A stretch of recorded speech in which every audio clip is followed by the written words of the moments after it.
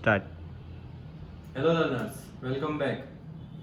अब हम आपका जो यूनिवर्सिटी का गुजरात यूनिवर्सिटी का जो सिलेबस है केमिस्ट्री सेम 5 उसका एक नया टॉपिक शुरू करें। पेपर 304 का unit 3A NMR nuclear magnetic resonance. NMR शुरू करूँ उससे पहले थोड़ा आपको उसके बारे में समझा देता हूँ कि आपने अभी तक अल्ट्रावायलेट स्पेक्ट्रोस्कोपी पढ़ ली, विजिबल स्पेक्ट्रोस्कोपी पढ़ ली और इंफ्रारेड स्पेक्ट्रोस्कोपी पढ़ ली। इन तीनों के अंदर बेसिकली अगर देखने जाए तो इलेक्ट्रॉन्स इन्वॉल्व है। यूवी विजिबल के अंदर इलेक्ट्रॉन ग्राउंड स्टेट से हायर स्टेट पे जाते हैं, एनर्जी जब एब्जॉर्ब की जाती है तब। आईआर के अंदर दो एटम के बीच का बॉन्ड जो होता है तो वाइब्रेट होता है, तो मतलब बॉन्ड बनता है किसका है, इलेक्ट्रॉन से।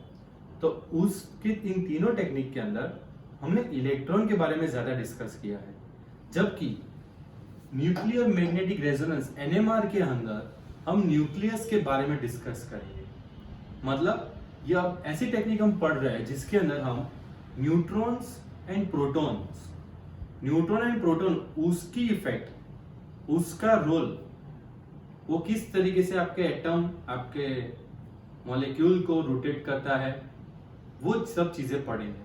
सेकेंड थिंग, ये जो एनएमआर है वो आपके बीएससी लेवल पे H1 एनएमआर कहा जाता है, मतलब PMR। H1 एनएमआर का मतलब क्या रहेगा, proton based nuclear magnetic resonance. इसका मतलब ये होगा कि आप जो आपके बीएससी के करिकुलम के अंदर जो पढ़ोगे, वो जो भी एग्जांपल या तो जो भी कुछ पढ़ोगे वो that is based on the proton. मतलब मैग्नेटिक फील्ड का प्रोटॉन के ऊपर क्या इफेक्ट रहता है और उसके बाद आपको क्या इंफॉर्मेशन मिलती है। सो बेसिक सबसे पहले एनएमआर वहीं से शुरू होता है। बाकी जैसे जैसे आप आगे पढ़ते हो तो C13 NMR carbon based NMR आएगा, फॉस्फोरस बेस्ड एनएमआर होता है, फ्लोरीन बेस्ड एनएमआर होता है। सो अभी के लिए हम समझेंगे H1 एनएमआर को, दूसरा नाम है प्रोटॉन मैग्नेटिक रेजोनेंस। अब इंट्रोडक्शन में जाते हैं तो आपका एटम होता है, हमने हाइड्रोजन एटम लिया है एज एन एग्जांपल क्योंकि उसके पास एक प्रोटॉन है। अब हाइड्रोजन एटम है, उसको जैसे मैंने ये हाइड्रोजन एटम ड्रॉ किया है, उसको मैं मैग्नेटिक फील्ड अप्लाई कर रहा हूँ, that is called as outer magnetic field. तो जब हम मैग्नेटिक फील्ड अप्लाई करते हैं तो अकेला वो नहीं होता, हायर रेडियो फ्रीक्वेंसी अप्लाई करनी पड़ती है, तब जाके इफेक्टिव मैग्नेटिक फील्ड जनरेट हो जाता है। तो ये जो मैग्नेटिक फील्ड अप्लाई करते हैं with the help of radio frequency radiation, ये जो आपका न्यूक्लियाई है, जो आपका हाइड्रोजन एटम है, उसका जो न्यूक्लियस है उसके पास क्या है, न्यूट्रॉन एंड प्रोटॉन। तो अब ये जो न्यूट्रॉन एंड प्रोटॉन है बेसिकली उसके अंदर प्रोटॉन, क्योंकि प्रोटॉन के ऊपर चार्ज होगा, तो जब उसको हम हायर मैग्नेटिक फील्ड अप्लाई करेंगे तो वो चार्ज के अंदर इम्बैलेंस जनरेट होगा, मतलब वो और ज्यादा इफेक्टिव चार्ज गेन कर सकता है। तो जब ऐसा चार्ज इफेक्ट आती है तो प्रोटॉन क्या होता है, रेजोनेट होता है, मतलब उसकी चार्ज के उसके चार्ज की वैल्यू और बढ़ती जाती है, इंक्रीज होती जाती है, तो अपनी एक्सिस के ऊपर घूमने लगते हैं, इट इज स्पिनिंग। तो ये जो आपको ब्लैक कलर से दिखा रहा है that is the motion of circulation, spin हो रहा है। तो ये जो है यहाँ पे मैग्नेटिक फील्ड अप्लाई किया, हायर रेडिएशन, रेडियो फ्रीक्वेंसी भी है, आपका एटम है, प्रोटॉन जो है वो स्पिन होने लगते हैं, सर्कुलेट होने लगते हैं, और ये मैग्नेटिक फील्ड हम कंटिन्यूस अप्लाई करते रहते हैं। तो उसकी वजह से क्या होगा, ये आपका हर एक प्रोटॉन, हाइड्रोजन का एक ही प्रोटॉन इसलिए हम बोलते हैं हर एक प्रोटॉन न्यूक्लियाई जो है मैग्नेट की तरफ बिहेव करेगा, तो इसलिए हमने लिखा है nuclei act like a magnet. तो जब एनएमआर के अंदर प्रोटॉन जो रहते हैं वो जब मैग्नेटिक फील्ड को इन्फ्लो, मतलब वो उसको फील करते हैं, जब मैग्नेटिक फील्ड के अंदर रखा जाता है उनको, तो उसके under the magnetic field it gets circulate, वो घूमता रहता है, और उसको हम बोलेंगे न्यूक्लियाई। तो न्यूक्लियाई भी आपको पता ही, वैसे न्यूट्रॉन प्रोटॉन का कंबाइन ही रहता है, न्यूक्लियस को ही बोलते हैं, बट यहाँ पे हम न्यूक्लियर टर्म जब यूज करेंगे तब समझना कि हम प्रोटॉन की बात कर रहे हैं। अब जैसे हमने बात की स्पिन होना, तो आपको पता है स्पिन 4 क्वांटम नंबर है, main principal quantum number, azimuthal quantum number, magnetic quantum number and spin quantum number. तो यहाँ पे magnetic quantum magnetic field apply कर रहे हैं, तो इसलिए वजह से यहाँ पे मैग्नेटिक डायपोल मोमेंट भी जनरेट हुई जब आपका एटम प्रोटॉन जो है वो स्पिन होने लगता है तब। तो जैसे इलेक्ट्रॉन के 2 स्पिन रहते हैं, +1/2 एंड -1/2। वैसे ही प्रोटॉन जो रहता है उसके भी दो स्पिन आते हैं, +1/2 एंड -1/2। ये जो +1/2 होता है वो दिखाता है कि उसकी एनर्जी कम है, ये एनर्जी है, तो लोअर एनर्जी स्टेट रहती है जो सबसे स्टेबल स्टेट रहती है। जबकि आप हायर एनर्जी पे जाते हो तो आपका जो प्रोटॉन होता है उसकी वैल्यू हो जाती है -1/2। तो ये कब की बात है, अगर आपके पास एक प्रोटॉन है तो इस तरीके से हम ड्रॉ कर सकते हैं सिंगल एरो, और +1/2 के लिए अपवर्ड, -1/2 होगा तो डाउनवर्ड। अगर आपके पास दो प्रोटॉन रहते हैं, ये इसके ऊपर से हमें पता चलता है कि कितने पीक और कितने इंटेंसिटी वाले पीक मिलते हैं। इसके ऊपर से हमें अगर दो प्रोटॉन रहते हैं तो क्या होगा, यहाँ पे 2 टाइम्स लिखेंगे हम, both are in the same direction, यहाँ पे both are in the opposite direction, और एक आएगी, एक सेम डायरेक्शन हो गया, दूसरा ऑपोजिट। दो प्रोटॉन हुआ तो सपोज प्रोटॉन नंबर 1 अपवर्ड है, प्रोटॉन नंबर 2 डाउनवर्ड है। अब ये और भी पॉसिबिलिटी हो सकती है कि प्रोटॉन 1 डाउनवर्ड भी हो सकता है, प्रोटॉन 2 अपवर्ड भी हो सकता है। तो यहाँ पे हम कहेंगे कि हमें दो एक ही इंटेंसिटी पे मर्ज हुए दो पीक मिलेंगे, मतलब कुछ इस तरह के हमें स्पेक्ट्रम मिल सकते हैं।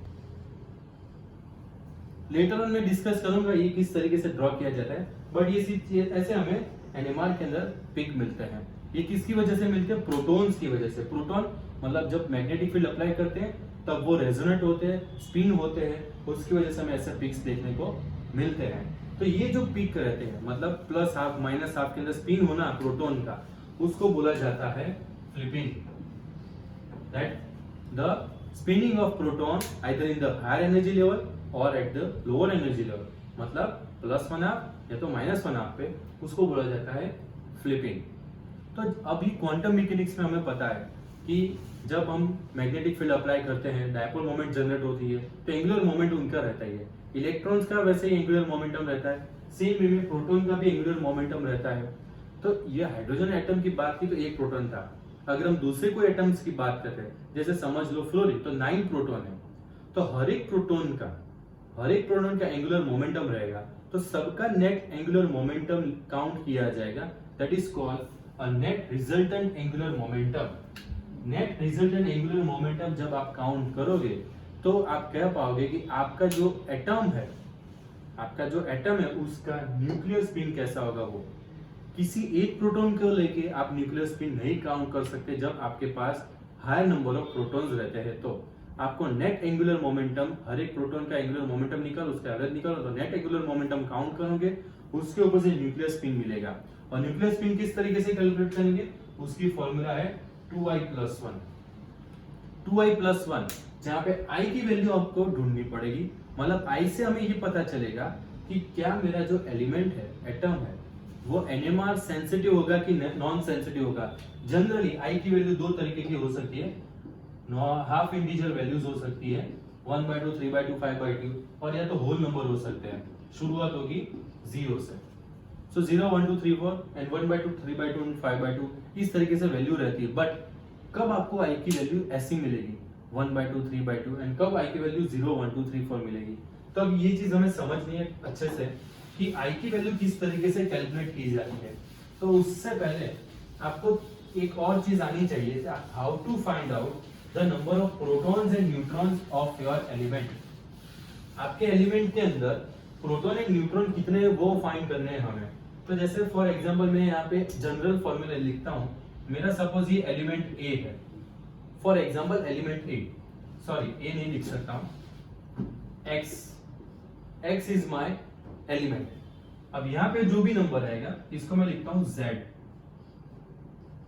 एंड यहाँ पे होगा a। तो सबसे पहले आपको ये पता होना चाहिए what is z। So z is what, it is the atomic number. What is a, it is the atomic mass. जब ग्राउंड स्टेट में है तो z जो होगा एटॉमिक नंबर, वो हमें क्या दिखाएगा, number of protons as well as number of electrons. Ground state में होगा मतलब कोई चार्ज नहीं है x एलिमेंट, तो ये जो आपका z है वो आपको क्या दिखाएगा, the number of protons and number of electron, मतलब एटॉमिक नंबर रहता है वो आपको ये प्रोटॉन एंड इलेक्ट्रॉन के नंबर्स दिखाते हैं। अब बात आती है एटॉमिक मास की। तो मैंने दूसरा बोर्ड क्या बोला था, दूसरा एक स्टेटमेंट, न्यूट्रॉन्स कैलकुलेट करने हैं। तो न्यूट्रॉन कैलकुलेट करने के लिए आपको करना पड़ेगा A माइनस Z। तो यहां से आपको एक नंबर मिलेगा न्यूट्रॉन्स। जैसे एक एग्जांपल ले लेते हैं कि C613। तो यहाँ पे आपका Z क्या होगा 6, मतलब प्रोटॉन्स कितने हुए 6। What is your atomic mass 13। आपको न्यूट्रॉन काउंट करने हैं, so 13 minus 6 that is equals to 7। तो यहाँ पे आपको पता चले न्यूट्रॉन कितने हैं 7, प्रोटॉन कितने हैं 6। ये आपको पता होना चाहिए। अब हमने जो एक फॉर्मूला लिखी थी 2i + 1, उसके अंदर i की वैल्यू आपको ढूंढनी पड़ेगी। मतलब i की वैल्यू किस तरीके से डिपेंड करेगी, अलग अलग 3 उसके प्रिंसिपल है। Number 1, if the sum of proton and neutron, if the sum of मतलब प्रोटॉन एंड न्यूट्रॉन का अगर आप एडिशन करते हो और आपको ऑड नंबर मिलता है, मतलब कि एक ही संख्या ऑड नंबर मिलता है, तो आपके i की वैल्यू जो होगी वो होगी 1/2, 3 हाफ इंटीजर वैल्यू सब। और उस टाइम पे आपका जो भी एलिमेंट होगा वो कहा जाएगा NMR सेंसिटिव। मतलब कि आपको वो NMR के अंदर कहीं ना कहीं उसकी पिक मिलेगी, मैग्नेटिक फील्ड की उसके ऊपर इफेक्ट रहेगी। रिपीट करता हूं, पॉइंट नंबर 1 में क्या है, I के 3 पॉइंट है वैसे 1, अभी हम 2 के बारे में डिस्कस करेंगे एंड देन 3। फर्स्ट पॉइंट में क्या समझा है मैंने, addition of proton and neutron, sum of proton and neutron अगर आप करते हो आपको ऑड नंबर मिलता है। जैसे ये एग्जांपल हमने किया कार्बन वाला, इसमें क्या था, प्रोटॉन कितने हुए 6, न्यूट्रॉन कितने हुए 7, दोनों का ऐड करो आपको नंबर कितना मिला 13। तो 13 इज क्या, odd number, so odd number मिला है, इसलिए वो बोला जाएगा NMR सेंसिटिव। और I की वैल्यू होगी 1/2, 3/2, 5/2, उस अकॉर्डिंगली वैल्यूज आएगी। अब हम दूसरे रूल के बारे में बात करते हैं, if the sum of proton and neutron is equal to even number आता है, एक ही संख्या, तो क्या होगा, I की वैल्यू जो होगी वो शुरू होगी 0 से, 0, 1, 2, 3 एंड सो ऑन। और उस टाइम पे आपका जो एलिमेंट रहेगा that will be NMR non sensitive, NMR non sensitive.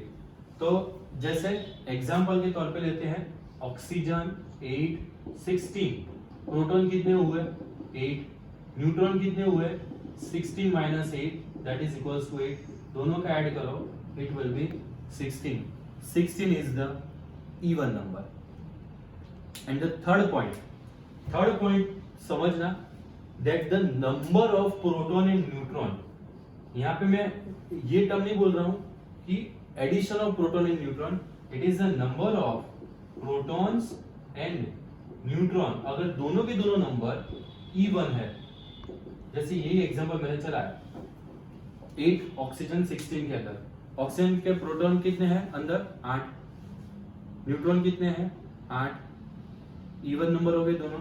अगर दोनों के प्रोटॉन एंड न्यूट्रॉन के नंबर इवन है तो आपका अगेन एलिमेंट जो होगा वो होगा NMR नॉन सेंसिटिव। तो ये आपका एक 1 मार्कर जैसा रहता है कि आपको मैं एलिमेंट दे देता हूं। जैसे फॉर एग्जांपल मैं यहाँ पे एक एलिमेंट लिखता हूं, अगर आप कर पाओ तो सही है कि 17 क्लोरीन 35, ये मैंने एक एग्जांपल किया। आप अगर इसको प्रोटॉन एंड न्यूट्रॉन काउंट कर सकते हो तो बाद में आपको पता चलेगा कि ये कौन सा NMR सेंसिटिव है या NMR नॉन सेंसिटिव है।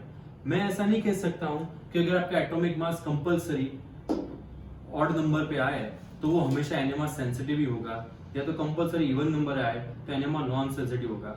मैं तो बस इतना बेटर वे में आपको ये कह सकता हूं कि आपको एक ही चीज करनी है कि प्रोटॉन एंड न्यूट्रॉन को काउंट करो, उनका एडिशन करो और देखो क्या मिल रहा है, ऑड नंबर मिल रहा है या इवन नंबर, उसके ऊपर से आपको फाइंड आउट करना है कि वो NMR सेंसिटिव है कि नॉन सेंसिटिव।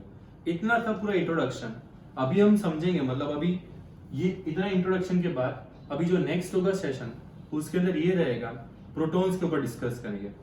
मतलब NMR समझ लिया आपने, न्यूक्लियर मैग्नेटिक रेजोनेंस, पहले वो समझाऊंगा मैं कि किस तरीके से आपको स्पेक्ट्रम मिलता है, और जो स्पेक्ट्रम मिलता है उसके ऊपर हमें क्या क्या इंफॉर्मेशन मिलती है, वो सारी चीजें हम समझेंगे।